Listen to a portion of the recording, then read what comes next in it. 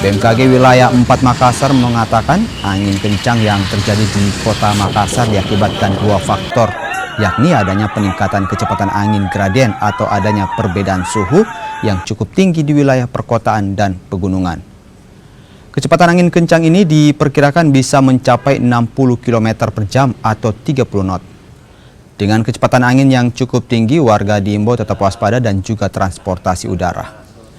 BMKG juga mengatakan saat ini telah memasuki puncak musim kemarau dan musim hujan diperkirakan akan terjadi di bulan November. Terima kasih. Dapat kami informasikan memang beberapa hari terakhir di wilayah Sulawesi Selatan, khususnya di wilayah Makassar dan sekitarnya, bertiup angin yang cukup kencang. Dari pantauan kami dapat mencapai kecepatan 60 km per jam atau 30 knot. Hal ini diakibatkan oleh dua faktor menurut analisis kami, yaitu yang pertama faktor regional dan yang kedua adalah faktor lokal.